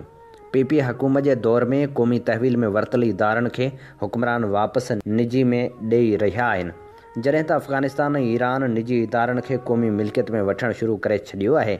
हिकिड़े कैप्टन मूंखे चयो त क़ौमी मिल्कियत में वठण वारो अमल ग़ैर इस्लामी आहे। बहरहाल आउं यकीन सां चवां थो त ऑफिसरनि जी घणाई ईअं नथी सम्झे, न वरी हुकूमत अहिड़े ऐलान करण जी जुरत करे सघे थी त ज़रई सुधारा करण ऐं क़ौमी मिल्कियत में वठण वारो अमल ग़ैर इस्लामी आहे। तंहिं हूंदे बि हीअ हुकूमत ज़रई सुधारनि जी मुखालफ़त करे थी ऐं क़ौमी मिल्कियत में वरितल इदारनि खे निजी तहवील में ॾेई रही आहे। ज़मींदारनि खे रिआयत ॾियण लाइ ज़रई टैक्स ख़तमु कयो वियो आहे ऐं पोरितनि ते तशदुद जो सिलसिलो वधायो वियो आहे। मुल्तान ऐं पट फीडर जा वाक़िया उन जा चिटा मिसाल आहिनि। अहिड़ी तरह ही हुकूमत चंद जागीरदारनि ऐं सरमाएदारनि जी ख़िदमत करे रही आहे। उहो ई सबबु आहे जो मौजूदा हुकूमत पाकिस्तान जे मुहबे वतन अवाम जी सख़्तु मुखालिफ़ आहे।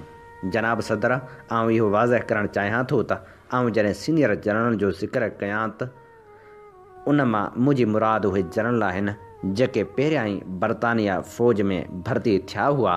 बरतानवी फ़ौज में भर्ती थियण खां पोइ हिकु पेशवर सिपाही जी हैसियत ॿियनि नौकिरियुनि वांगुरु सीनियरिटी वारी आहे, पर जॾहिं पंहिंजे सौंपियल फ़र्ज़ खे छॾे को जनरल सियासत जे मैदान में टंग अड़ाए थो त पोइ पाण खे अकेलो मुल्क जो मुहाफ़िज़ साबित करण जी कोशिशि करे थो ऐं तरक़ी पसंदि मुहबे वतन सियासतदाननि ऐं असांजे ख़िलाफ़ु जेके या त आज़ादी लाइ विढ़िया आहियूं या पाकिस्तान में पैदा थिया आहियूं गंद उछलाइणु शुरू करे, तॾहिं असांखे यादि अचे थो त जॾहिं असीं बरतानवी साम्राज खे धिके ॿाहिरि कढण वारी जदोजहद में मसरूफ़ हुआसीं, तॾहिं उहो जनरल बरतानवी आकाउनि खे सल्यूट करे रहियो हो ऐं संदन आकाउनि जे मुफ़ादनि जी हिफ़ाज़त कंदे हथियारबंद ख़िदमतूं सरअंजाम ॾेई रहियो हो।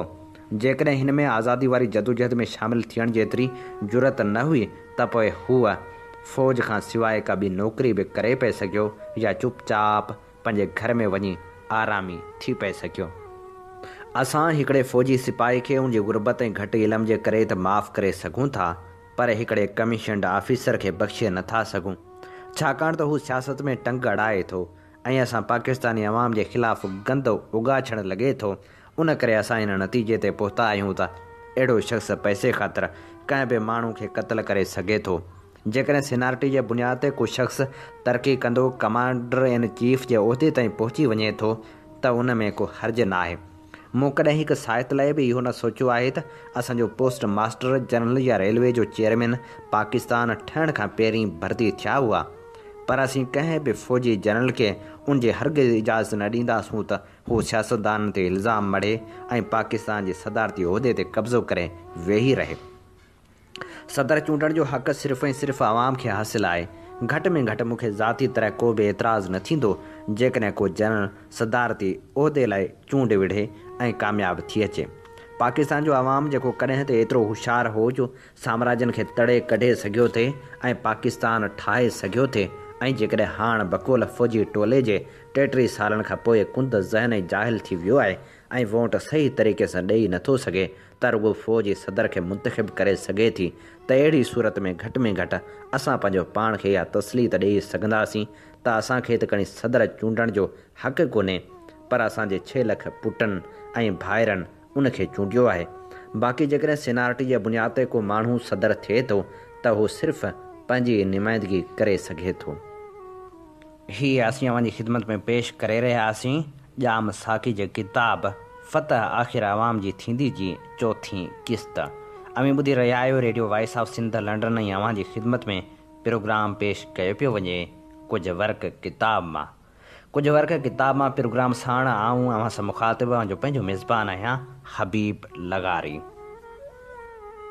प्रोग्राम कुझु वर्क किताब मां में हाणे वर्क वरायूं था नामियारे ॾाहे लेखक शमसुल उलमा मिर्ज़ा किलीच बेग जे किताब तहज़ीब इख़लाक़ जा, ऐं हाणे जंहिं मज़मून जा वर्क वरायूं था उन जो उनवान आहे इंसान जे जिस्म जी बनावट। ए इंसान, तूं जॾहिं ज़ईफ़, बेवस ऐं जाहिल आहीं ऐं मिटी मां जुड़ियल आहीं, तॾहिं तोखे न्याज़ निमाण ऐं जुगाए। तूं कीअं थो बेअंत कुदरत ऐं हिकमत ॾे ख़्याल डोड़ाएं। तूं भाई थो त उन क़ादिर ज़ुल जलाल जा अजीब इसरार ज़ाहिर ज़हूर अखियुनि सां ॾिसी। पहिरीं पंहिंजे जिस्म में वजूद ते वीचार कर। हुन तोखे अजब कुदरत सां जोड़ियो आहे। तंहिं करे तूं पंहिंजे ख़ालिक जी तारीफ़ कर ऐं उन खां ख़ौफ़ कर ऐं अदब सां उन जे परस्तश करे ख़ुशी ज़ाहिर कर। सभिनी जानवरनि मां तोखे पेरनि ते खड़ो कयो अथसि, उन लाइ त तूं हुन जा कम चङी तरह ॾिसी सघे। छा लाइ ॾिसी? उन लाइ त पोइ उन्हनि जी तारीफ़ करें। छो तारीफ़ करें? उन लाइ त पोइ तूं पंहिंजे ख़ालिक जी सॼे जहान जे उपाईंदड़ जी इबादत करें। रुॻे तोखे अक़ल छो ॾिनो अथसि ऐं उहो किथां थो अचे? गोश्त में ख़्यालु करण जी ताक़त कान्हे, हॾनि में सम्झण जी सघ कान थी थिए। शींहं खे उहा ख़बर कान्हे त खेसि नेठि कीअं खाईंदा। बकरी खे इहा सम्झ कान्हे त खेसि कुहण जे लाइ था खाराइनि। जेके तूं ज़ाहिर ज़हूर ॾिसी थो, तंहिंखां ॿिए तरह जी का शइ तो में रखियलु आहे। जेके हवाउनि जे वसीले तोखे मालूम थिए थो, तंहिंखां मथे का ॿी शइ तोखे ख़बर रसाए थी। ख़्यालु करे ॾिस त उहा शइ कहिड़ी आहे। जॾहिं उहा शइ तुंहिंजे बुत मां निकिरी वञे थी, तॾहिं तुंहिंजो बदन हिकिड़े हंधि पइजो रहे। उन मां ज़ाहिर आहे त उहा शइ तुंहिंजो भाङो न आहे। उहा गैर जिस्मी या गैर मादी शइ आहे, तंहिं करे हमेशह जटाव करण वारी आहे। उहा पंहिंजी मर्ज़ी ते चुरी पुरी कमकार करे सघे थी, तंहिं करे पंहिंजनि कमनि जे लाइ जवाबदेह आहे। गॾे जा ॾंद गाह पठो चॿाड़े सघनि था, तॾहिं बि हुनखे का ख़बर न आहे त खाधे मां कहिड़ो फ़ाइदो आहे। वाॻुनि जी पुठी जो कंडो अहिड़ो सवो आहे जहिड़ो तुंहिंजो, तॾहिं बि हूअ तो वांगुरु खड़ो तड़ो बीही नथो सघे। ख़ुदा ताला जीअं तोखे ख़लकियो आहे तीअं हुननि खे बि ख़लकियाईं, पर हुन सभिनी खां पोइ तोखे पैदा कयाईं। उन्हनि सभिनी ते तोखे शर्फ़ ऐं इख़्तियार ॾिनाई ऐं पंहिंजे रूह मां हुन तोखे ज़रो ॾिनो, जंहिंजे वसीले तोखे अकुल ऐं होश आयो। तंहिं करे तोखे ॼाणणु घुरिजे त तूं अशरफुल मख़लूक़ात आहीं ऐं सॼी ख़लक़त जो फ़ख़ुरु आहीं। तोखे सम्झणु खपे त तूं जिस्मी मादे ऐं ख़ुदाई ज़ात जे विच में ॻंढ या पेवंद आहीं। ॾिस त ख़ुदा जो जुज़ तो में मौजूदु आहे, तॾहिं पंहिंजी शराफ़त ऐं इज़त ॾे निहार ऐं ख़सीस ऐं ख़राबु कमनि करण सां पंहिंजो दर्जो न घटाए। हवासनि जो फ़ाइदो। पंहिंजे बदन जे उन्हीअ करे बटाक न हण त उहो पहिरीं पैदा कयो वियो हो, न कि पंहिंजे मग़ज़ खे उन करे वधाए त मुंहिंजो सुरूह रहे थो। घर जो धणी घर जे भातियुनि खां वधीक शरीफ़ ऐं अज़ीज़ कीन आहे छा? उन पोखण खां अॻु पहिरीं ज़मीन ठाहिणु ऐं संवारणु घुरिजे। कुंभर खे थांव जोड़ण खां अॻु पहिरीं पंहिंजे निहाई जोड़णु खपे। जहिड़ी तरह ख़ुदा ताला समुंडनि खे अमर करे तव्हां जूं लहरूं हिकु पासे लड़नि ऐं न ॿिए पासे, ऐं हेतिरो चढ़नि ऐं न मथे, तहिड़ी तरह तुंहिंजे रूह खे बि तुंहिंजे बदन ते हुकुम हलाइणु घुरिजे ऐं उन खे बि तुंहिंजे ताबे रखणु खपे। तुंहिंजो रूह तुंहिंजे जिस्म जो बादशाह आहे। उन जी रयत मां कंहिंखे बि बाग़ी थी संस बरख़िलाफ़ फ़साद करणु न ॾे। तुंहिंजो बदन गोया धरती जो गोलो आहे ऐं तुंहिंजा हॾा गोया थंभ आहिनि जिन ते उहो बीठल आहे। जहिड़ी तरह समुंडनि जे बुख़ार मां जबलनि ते चश्मा थियनि था, जिन जो पाणी नदियुनि जे रस्ते वही बि अची समुंड में पवे थो, तहिड़ी तरह तुंहिंजी हयात जी कुवत दिलि मां निकिरी बदन में घुमी वरी मोटी पंहिंजी जाइ ते अचे थी। उन जा उहे ॿई रस्ता जारी रही नथा सघनि। जो ख़ुदा जो हुकुम अहिड़ी तरह आहे। तुंहिंजो नक ख़ुशबू सुंघण लाइ नाहे छा? तुंहिंजो वात सवादी ताम चखण लाइ नाहे छा? तॾहिं बि तोखे ॼाण घुरिजे त ख़ुशबू घणी सुंघण करे नथी वणे ऐं सवादे ताम घणे खाइण करे इश्तिहा वञायो छॾे। तुंहिंजूं अखियूं निगहबान या चौकीदारनि वांगुरु न आहिनि छा, जो तुंहिंजे लाइ हेॾे होॾे नज़रदारी पियूं कनि? उन हूंदे बि अक्सर सच कूड़ जे विच में तफ़ावत मालूम करे नथियूं सघनि। तंहिं करे पंहिंजे रूह खे पूरे पुने दर्जे ते रखियो अच त पोइ उहे तुंहिंजा हवास जे हुन जा अॻुवाण आहिनि से तोखे सचूं सचूं ख़बरूं पिया पहुचाईंदा। तुंहिंजो हथु कहिड़ी न अजीब शइ आहे। सॼी ख़लक़त में उन जहिड़ी का बि शइ आहे? उहो तोखे उन लाइ ॾिनो वियो हो त उहो डिघेरे पंहिंजे भाउ जे हथ में हथु ॾी ऐं उन जी मदद करी। सभिनी जानवरनि मां छो रुॻो तुंहिंजो मुंहुं शर्म करे ॻाढ़ो थो थिए? उन लाइ त जहान खे ख़बर पवे त तूं शर्मिंदो थियो आहीं। तंहिं करे अहिड़ो कम ई न कर जंहिं करे शर्मिंदो थी। डप ऐं ख़ौफ़ में छो तुंहिंजे मुंहं जो रंग उॾामियो वञे ऐं फिको थियो पवे। अहिड़ी ख़ताई न कर जंहिं करे तोखे दिलि में डपु थिए। तोखे ॼाण घुरिजे त डिॼण मुड़ुसनि जो कमु नाहे, छो त निंड में ख़्वाब ख़्याल जे रस्ते तोखे परे जो अहवाल मालूम थिए थो। तोखे ॼाण घुरिजे त उहे कुदरत जा खेल आहिनि, उन्हनि ॾे गौर सां निहार। सभिनी जानवरनि मां फ़क़्ति तूं ई ॻाल्हाए सघीं थो। उन शरीफ़ बख़्शिश ते अजब खाव ऐं जंहिं तोखे उन ॻाल्हि जी सघ ॾिनी आहे तंहिंजी जोगी वाखाण ऐं मैक़ूल तारीफ़ कर। पंजनि ॿारनि खे बि ख़ुदा परस्ती ऐं हक़ शनासी जी तालीम ॾे। रूह ऐं उनजी असलियत। ए इंसान, तुंहिंजे ज़ाहिरी बदन जी सादत ऐं ख़ुशी आहे तंदुरुस्ती, ताक़त ऐं उज़वनि जे मुनासिबत उन्हनि सभिनी मां वॾी तंदुरुस्ती आहे। जेकॾहिं तंदुरुस्ती बदन जे लाइ आहे, तीअं सुपत ऐं सचाई रूह जे लाइ आहे। उन ॻाल्हि जो बिल्कुलु यकीन आहे त तोखे रूह आहे। उन जहिड़ो ज़ाहिर ऐं साबित सच तुंहिंजे लाइ ॿियो कोन्हे। उन बख़्शिश लाइ तूं निमाणाई सां ख़ुदा ताला जो शुक्रानो कर। रूह जी माहियत पूरी तरह मालूम करण लाइ मथा न हण, जो उहो इंसान जी परोड़ खां ॿाहिरि आहे। ख़्याल, सम्झ, अकुल ऐं मर्ज़ी, उन्हनि खे रूह न सॾ। उहे सभु रूह जा कम या अमल आहिनि, पर उन जी ज़ात नाहिनि। उन खे हिकदमि मथे न चाढ़, न त तूं ज़लील थींदे। अहिड़ो मथे न चढ़ जो कंध भर किरी पवीं, न कि अहिड़ो हेठि किर जो वञी जानवरनि सां मट थी। घोड़े ऐं गॾे जहिड़ो पाण खे न कर, जिन खे को बि अक़ल या होश कोन्हे। रूह खे संस ख़ासियतुनि मां सुञाण जे बेशुमार आहिनि। उहे शुमार में मथे जे वारनि खां या आसमान जे तारनि खां बि वधीक आहिनि। के चवनि था त हिकिड़ो रूह विरहाए ज़रा ज़रा करे सभिनी माण्हुनि खे ॾिनो वियो आहे। के चवनि त हिकिड़े माण्हू खे घणा रूह आहिनि। हक़ीक़त हीअ आहे त जीअं तुंहिंजी दिलि बि हिकिड़ी आहे, तीअं तुंहिंजो रूह बि हिकिड़ो आहे। सिज आली मिटी खे सुकाए थो, उहो साॻियो सिज मेण खे पघारे थो। जहिड़ी तरह हिकिड़ो सिज उहे ॿई उबतड़ कमु करे थो, तहिड़ी तरह हिकिड़ो रूह पंहिंजी मर्ज़ी ते मुखालफ़त कमु करे थो।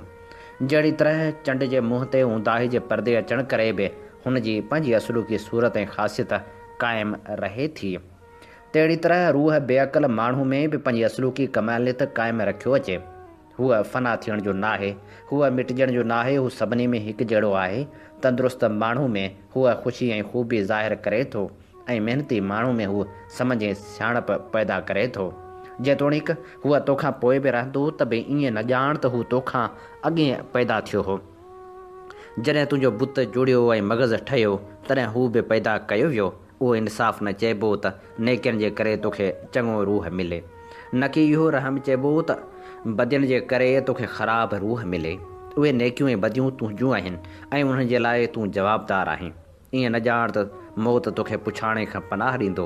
अहिड़ो भरवसो न कर त सड़ी फना थी वञण करे तूं इम्तिहान खां छुटी पवंदे। जंहिं तोखे अलाज छा मां जोड़ियो आहे, सो तोखे अलाज छा मां वरी उथारे न सघंदो छा? कुकड़ खे अधु राति जी ख़बर कीअं थी पवे? छा उहो बाग ॾेई तोखे नथो ॿुधाए त सुबुह थियण वारो आहे? कुतो पंहिंजे धणी जा पेर नथो सुञाणे छा? बकरी खे जॾहिं को ज़ख़्म थिए थो तॾहिं हू पाणे उन गाह वटि नथी वञे छा जो हुनखे छुटाए थो? अहिड़ी सम्झ हूंदे बि जॾहिं इहे जानवर मरनि था तॾहिं संदनि हैवानी रूह नास छो वञे? रुॻो तुंहिंजो ई रूह आहे जो तुंहिंजे मरण खां पोइ बि जटाव करे थो। हिननि जानवरनि जे हवासनि जी वधीक तेज़ हुअण करे रीस न कर।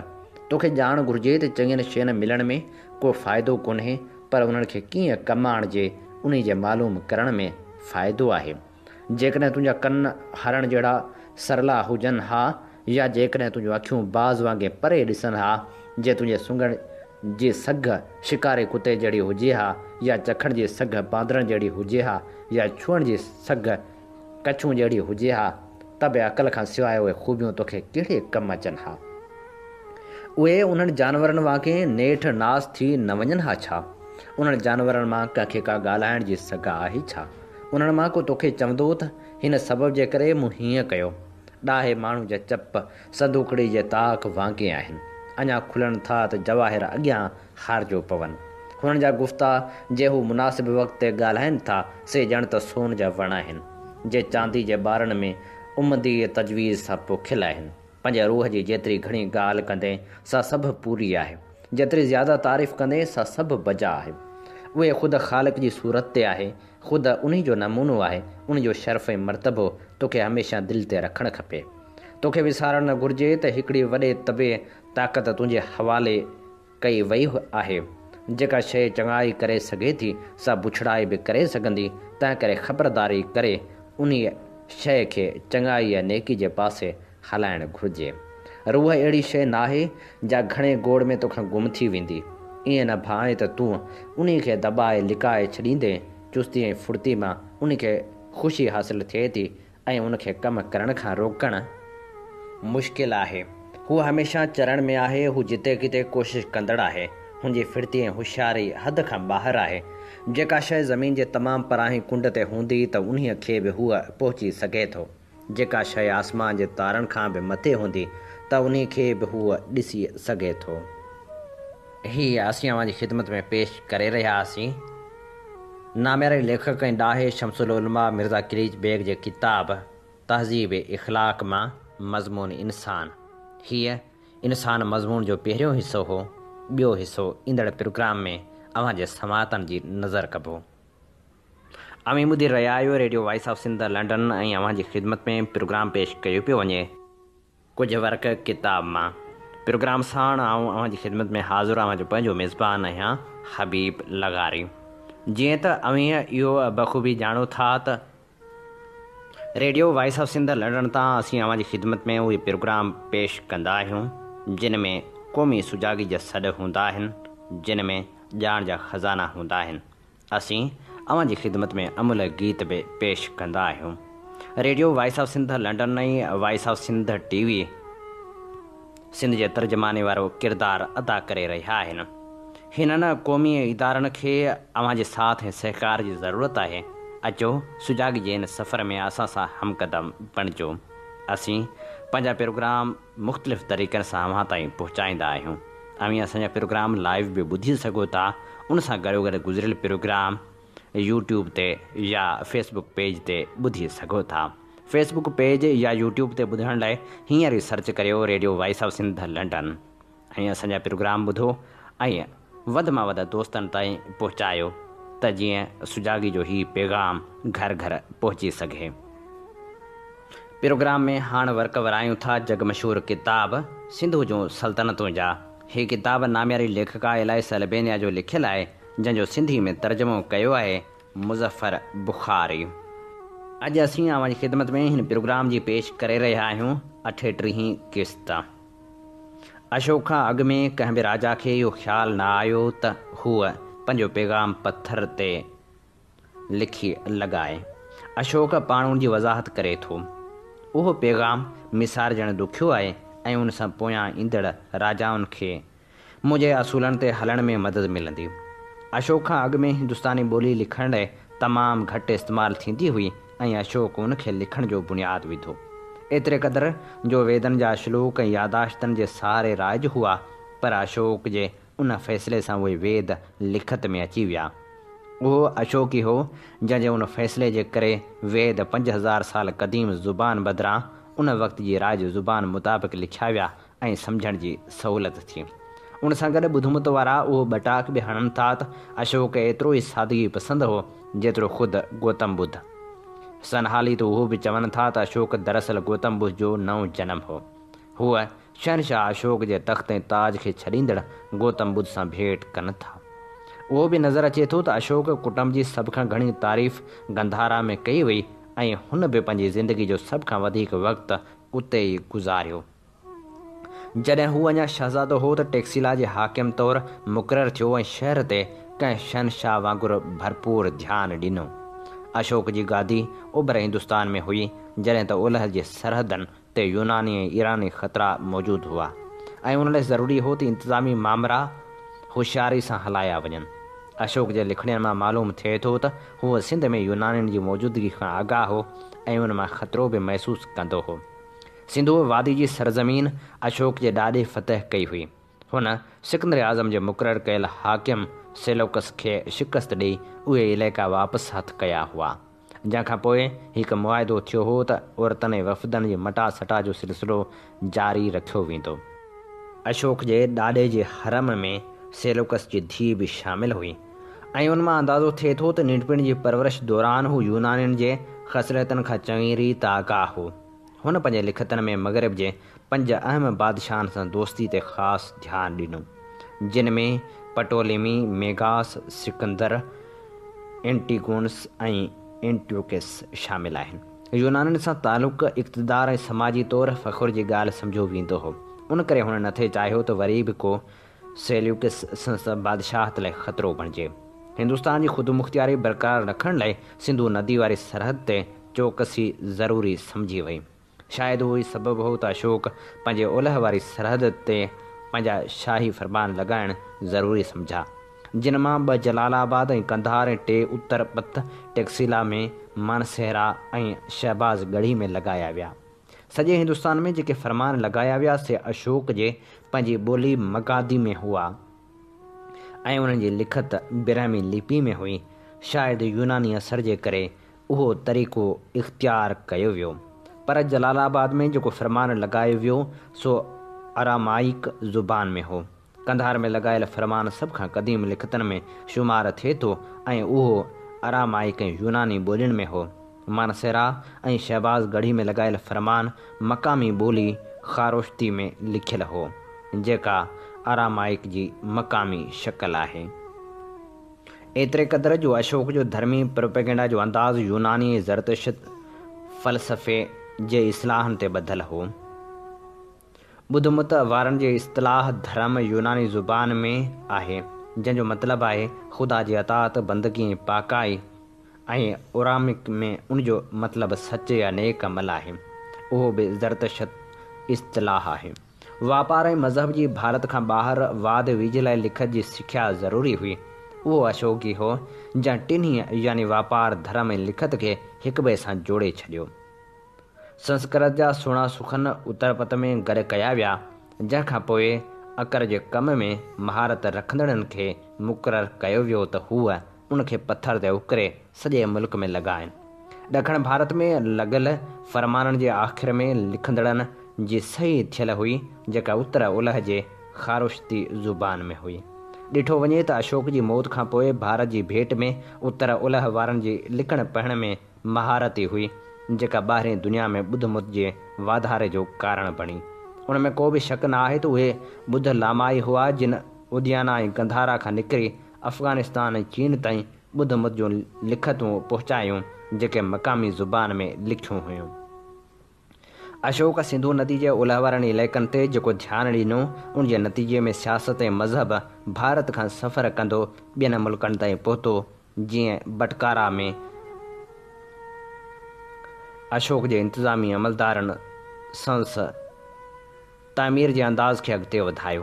बहरहाल उहो अशोक ई हो जंहिंखे उहो अहसासु हो त उत्तर पथ ऐं सरहदी इलाइक़नि जी कहिड़ी अहमियत आहे ऐं जंगी लिहाज़ खां उन्हनि जो दिफ़ा केतिरे क़दुरु ज़रूरी आहे, छाकाणि त उन्हनि इलाइक़नि जे कामयाबु दिफ़ा जो मतिलबु भारत जो दिफ़ा हो। अशोक जो धाको सदियुनि ताईं बरक़रार रहियो, पर इहो सच आहे त हमेशह लाइ रही न सघियो। जेकॾहिं सुल्तान महमूद जे सवात पहुचण वक़्तु के ॿुधमत वारा उते मौजूदु हुआ त अॼु उते को बि न बचियो आहे। ॿुधमत जे स्टूपाउनि जे खंडरनि में बीही जॾहिं मूं नज़र घुमाई त उहो शानदार माज़ी तमामु परे नज़र आयो। ॿुधमत वारनि जी बादशाही न रही, पर संदन हिकु अलामत अॼु बि पूरे दबदबे सां उते मौजूदु आहे। उहा शाहराए रेशम आहे।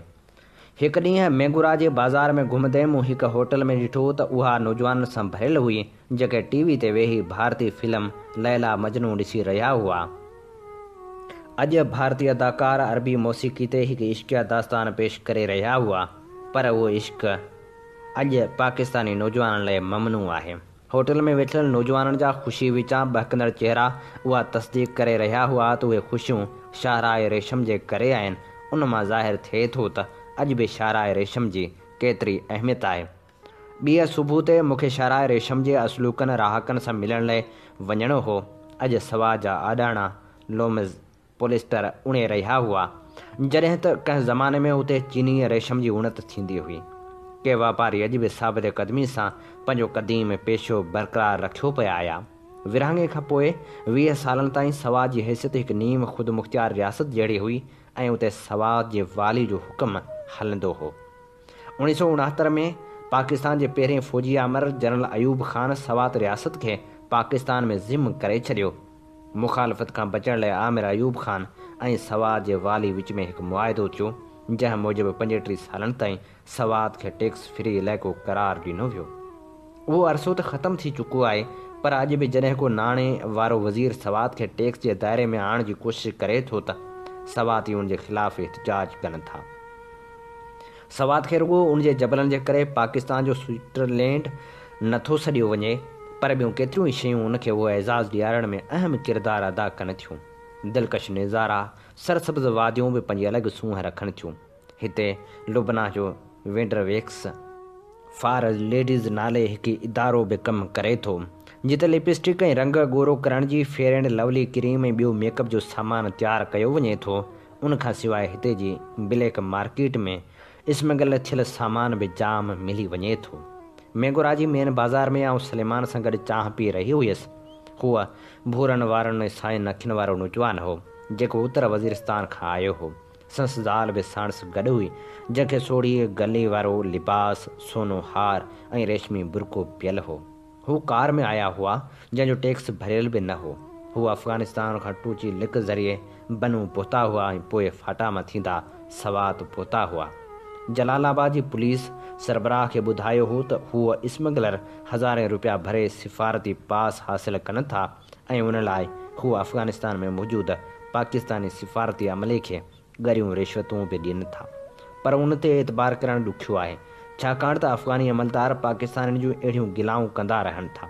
बहरहाल उहे दस्तावेज़ एतिरा त क़ीमती हुआ जो गाॾी किथे बि चेक न थींदी हुई। अफ़गानिस्तान, पाकिस्तान ऐं फाटा जे 7 इलाइक़नि में गाॾी जी तलाशी न वरिती वेंदी हुई। सलमान ॿुधायो त आउं सामान आणींदो रहंदो आहियां ऐं मोबाइल फ़ोन जे करे पुलिस जी चुरपुर खां बि आगाही मिलंदी रहे थी। हुन कुझु देरि सोचण खां पोइ मूंखे चयो, जेकॾहिं अव्हीं ईंदड़ हफ़्ते फ़ारिग़ हुजो त मूंसां गॾिजी सफ़र करियो। तव्हां फ्रंट सीट ते मूंसां गॾु वेठल हूंदा त गाॾी किथे बि रोकी न वेंदी। तोड़े जो सवात में रोडनि ते पुलिस जी चेकिंग तमामु सख़्तु आहे ऐं दरियाउनि ते का बि चौकी न आहे, पर उन जे बावजूदु तमामु ग़ैर क़ानूनी चुरपुर ऐं स्मगलिंग रोडनि ज़रिए ई थिए थी। कार दरिया में तरी न थी सघे, पर इहो बि थी सघे थो त नंढियुनि ॿेड़ियुनि ज़रिए सामान जे हिकु हंधि खां ॿिए हंधि ताईं मुंतक़िली मुमकिन आहे। पर हैरत जी ॻाल्हि इहा आहे त दरियाउनि ज़रिए रुॻो थोरो काठ ई लहवारी वहकिरे ज़रिए आंदो वञे थो। मसीह जी पैदाइश खां 2 साल अॻु खां सवात मां काठ ॿाहिरि मोकिलियो वेंदो हो। सवात दरिया जे किनारे हिकु नंढिड़ो शहरु आहे, जिते जे औरतुनि जी सूंहं तमामु मशहूरु आहे। उते अज़ीज़ नाले हिकु पूढ़ो शख़्स काठ जो कारोबार करे थो। संस गोदाम में मौजूदु काठ घणो करे अपर सवात खां दरिया रस्ते स्मगल करे आंदो वेंदो आहे। आउं साणुसि मिलणु वियुसि। अछी ॾाढ़ी, मुछूं, चप बिल्कुलु साफ़ हुअसि, जंहिंमां संस मज़हब ॾांहुं वधीक लाड़े जो पतो पियो थिए। हुन मुताबिक़ हू काठ 20 फुटनि जी डेग जे करे जेतिरनि टुकरनि में काटे बंडल ठाहे दरिया में विधो वञे थो। उन जे मथां गाॾियुनि जे टायरनि जा घटि में घटि 4 ट्यूब ॿधल हूंदा आहिनि। उहे उन्हनि काठ जी चुरपुर ते नज़र रखंदड़ माण्हुनि लाइ लाइफ जैकेट जो कमु ॾियनि था। हिक ॿिए सां मज़बूती सां ॿधल उन काठ ते 2 या 4 माण्हू वेठल हूंदा आहिनि, जेके उन कम में महारत रखनि था। सर्द रातिनि में उहो सफ़र 3 या 4 कलाकनि जो हूंदो आहे। अज़ीज़ जा केतिरा ई माण्हू उन धंधे दौरान ॿुॾी बि चुका आहिनि। हूअ चवे थो, अव्हीं सम्झी सघो था त उहो केतिरो ख़तरनाक कमु आहे। पाकिस्तान में जेलसाज़ी बि हिकु वॾे कारोबार जी हैसियत रखे थी। सवात में रुॻो नकली क्लाशनकोफ ऐं नकली भारतीय DVD जो धंधो जाम आहे ऐं उहे अड़ांगा जबल उकरे सवात पहुचनि थियूं। पर शाहराए रेशम ज़रिए जाली पासपोर्ट ऐं ॿियूं जाली सुञाणप दस्तावेज़ बि जाम पहुचनि था। स्कैनर ऐं इलेक्ट्रॉनिक मशीननि उन धंधे खे कुझु माठो कयो आहे, पर उन जे बावजूदु उहो अहम कारोबार लिखियो वञे थो। अफ़गान दस्तावेज़नि जो नक़ल तयारु करणु तमामु आसान आहे। अज़ीज़ जो सौट ग़ैर क़ानूनी तरीक़े सां लंडन वञी पहुतो, जिते हू पकड़िजी पियो ऐं खेसि मुल्क बदर करण जूं तयारियूं थी रहियूं हुयूं। हुन अज़ीज़ खे फ़ोन करे चयो त हुन लाइ अफ़गान सुञाणप दस्तावेज़ ऐं ड्राइविंग लाइसेंस जो बंदोबस्तु करे। अज़ीज़ नई सौट कॾहिं अफ़गानिस्तान में पेर रखियो हो, पर अज़ीज़ चवे थो पाकिस्तान में सभु कुझु मुमकिन आहे। 4 ॾींहंनि खां पोइ 500 रुपयनि जे ख़र्च सां खेसि संस वास्ते वारनि माण्हुनि उहे घुर्बल दस्तावेज़ पहुचाए छॾिया, जेके पोइ लंडन माणिया विया। अहिड़ी तरह हिकु सवाती लंडन में अफ़गान पनाहगीर बणिजी वियो। पाकिस्तान में मजमूई तौर ते स्मगलिंग ख़िलाफ़ के बि उपाउ नथा वरिता वञनि ऐं न ई कंहिं स्मगलर खे टैक्स भरण ते मजबूर कयो वञे थो। स्मगल थियल सामान बिना कंहिं डप जे खुलियो खुलायो विकिरो कयो वञे थो ऐं जंहिं बि स्मगलर सां मिले सो पंहिंजे उन गैर क़ानूनी धंधे ते कते शर्मसार नज़र न आयो। हूअ पंहिंजे गैर क़ानूनी कम जो तरीक़ेकार बिना कंहिं डप जे ॿुधाईंदो रहियो। समूरा तफ़सील ॿुधाइण वक़्तु खेनि को बि ख़ौफ़ न हो। एतिरो ज़रूरु थियो त तफ़सील ॿुधाइण खां पोइ हू ज़ोर भरींदा रहिया त उहे तफ़सील आम न कया वञनि। ऐं जॾहिं सवात खां वापसि आयुसि त मूंखे बि धमकियुनि वारा SMS मोबाइल फ़ोन ते मिलंदा रहिया त आउं संदन असुलु नाला न ॾियां। तारीख़ में उनखां बि वधीक ख़तरनाक ऐं ॾुखोईंदड़ स्मगलिंग जो क़िस्म मौजूदु आहे। बरतानिया ऐं फ्रांस जे क़दीम आसारनि जे माहिरनि ख़ैबर पख्तूनख्वा सूबे में क़दीम मागनि जी खुटाई दौरान हथ आयल क़दीम ऐं क़ीमती गंधारा आर्ट जा नमूना न रुगो चोरी कया पर स्मगलिंग करे विकिरो कया या ज़ाती कलेक्शन में शामिल करे छॾिया। उन जे बावजूदि अञा बि उन्हनि क़दीम मागनि में घणो कुझु मौजूदु आहे। आर्कियालॉजी खाते वॾी कोशिशि कई आहे त कंहिं तरीक़े सां ॿुध जा मुजसमा या उन्हनि जा बाक़ी बचियल हिसा महफ़ूज़ कया वञनि। शायदि पाकिस्तान में स्मगलिंग जे ख़तरे खे महसूसु कंदे विरहाङे खां पोइ हथायल मुजसमा अजायब घरनि में रखिया विया आहिनि। उन्हनि मागनि में अहिड़ा निशान मौजूदु आहिनि जेके गौतम बुद्ध जे मुजसमनि जे रखण जा आहिनि। उन्हनि आसारनि खां ॿाहिरि नौजवान ऐं ॿार गंधारा जा नकली सिक्का ऐं निढा नकली मुजसमा विकिरो कंदा बि नज़र अचनि था। उहे मुजसमा जेके वॾियुनि टुकड़ियुनि खे घड़े ठाहिया विया आहिनि से सुल्तान महमूद वांगुरु तालिबान जे किरोध जो शिकार आहिनि। कंहिंजी गिची कान्हे त कंहिंजो धड़ आहे। अहिड़ा मुजसमा आहिनि जेके सवात नतीजे कपरनि ते जाम नज़र अचनि था। किरोध सां भरियल मुस्लमान लाइ गौतम बुद्ध जा मुजसमा सभ खां आसान शिकार आहिनि। उहे चंद हफ़्ता जेके मूं सवात में गुज़ारिया उन दौरान ॿुधमुत वारनि जे हर नक्श मूंखे तबाही जो शिकार नज़र आयो। उन्हनि जे क़दुरु ऐं क़ीमत जो कंहिंखे अंदाज़ो न हो। बसि इंतिहाई ग़ैर ज़िम्मेवारी जो मुज़ाहिरो कंदे उहे नक्श मिसारण जी कोशिशि कई वई। उन दौरान मूंखे रुगो हिकु नक्श सलामत नज़र आयो ऐं हैरत जी ॻाल्हि उहा आहे त उहो बि गौतम बुद्ध जो मुजसमो हो जेको बिल्कुलु सालम हालत में हो। उन जे पुठि जबल ॾांहुं आहे। उन ताईं पहुचणु ॾुखियो बि आहे। मेवनि जे वणनि जे चोटियुनि खां मथे कणक जे खेटनि मां गुज़री खपरियल छतियुनि वारनि घरनि खां अॻिते वञणो पवे थो जिन मां काठियूं ॿारण जे करे दूंहों निकिरंदो रहे थो। उहो मुजसमो पटकारा जे उत्तर में आहे ऐं दरिया खां घणो मथे आहे। गुलाबी मायल पीरे पथर ते संग तराशी जो उहो शाहकार 7 मीटर ऊचो गौतम बुद्ध आहे। मसीह जहिड़ो गौतम बुद्ध जंहिंजो धर्म खांसि पोइ सवात में पखड़ियो। पलथी आणी वेठल बुद्ध जा हथ संस हंज में रखियल आहिनि। पुरसकून अंदाज़ में अखियूं बंदि करे ज्ञान में मसरूफ़ नज़र अचे थो। उहो मुजसमो अहिड़ी हंध ते आहे जिते रुगो माल जा धनारे पहुची सघनि था। उहो ई सबबु आहे जो उहो आम माण्हुनि जी नज़र खां परे ऐं महफ़ूज़ आहे। उहो मुजसमो सवा जे उन दौर जी यादि ॾियारे थो जॾहिं हिते बुद्ध राजाउनि जी हुकूमत हूंदी हुई ऐं शाहराए रेशम तां गुज़रंदड़ काफ़िलाउनि जो निज़ारो कंदा हुआ। 2007 में मक़ामी तालिबान सवात जो कंट्रोल हासिल करे वरितो। संदन अॻवान सूफ़ी मोहम्मद जो नाठी मुला फज़लुल्लाह हो। उन दौरान बुद्धमुत जो यादगार ऐं सलामत बचियल उहो वाहिद मुजसमो बि डायनामाइट हणी तबाह कयो वियो। अहिड़ी तरह हाणे बुद्धमुत जो को बि यादगार सवात में सलामत हालत में न बचियो आहे। हीअ अमीं ॿुधी रहिया हुआ जग मशहूर किताब सिंधु जूं सल्तनतूं जी 38हीं क़िस्त। हीअ किताब नाम्यारी लेखक इलाइस अलबेनिया जो लिखियलु आहे जेको सिंधी तर्जुमो कयो आहे मुज़फ़र बुख़ारी। इन ते प्रोग्राम कुझु वर्क किताब मां जो वक़्तु पंहिंजी पुॼाणी ते पहुचे थो। पंहिंजे मेज़बान हबीब लगारी खे इन साॻी दुआ सां ॾींदा इजाज़त। वसे भिट तुंहिंजी भलारा सदा सदा देस परदेस सारा वसनि।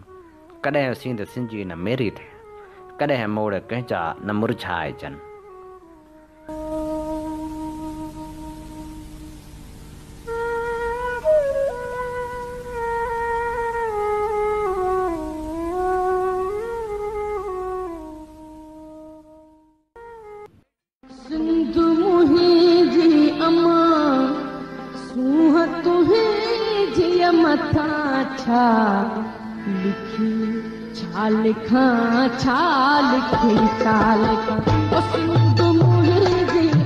दुनिया जा सिंधियो हिक मुठ थी सिंध बचायो।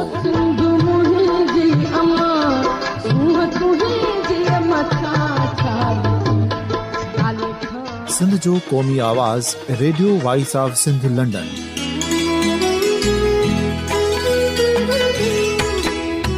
Radio voice of Sindh London पंहिंजी नशरियात में सिंध जी सियासत, समाज, इक़्तिसादियात, तारीख़, क़ौमी उमंगुनि ऐं अख़लाक़ियात मुतलिक़ सिंध जी हक़ीक़ी तर्जुमानी कंदे प्रोग्रामनि खे असराइतो बणाइण लाइ सिंध जे घण घुरनि ऐं धरतीअ सां प्यार कंदड़ अदीबनि, दानिशवरनि, सहाफ़ियुनि, उस्तादनि, वकीलनि ऐं हर तबिके जे मानवारनि सजणनि खे सिंध में शऊरी इनकलाब लाइ सहकार जो सॾु ॾियूं था। अचो त गॾिजी सूफ़ियुनि ऐं संतनि वारी सिंध जो ओज हिक मुठ थी वरी वापसि आणण वारे सफ़र जा साथारी बणिजऊं।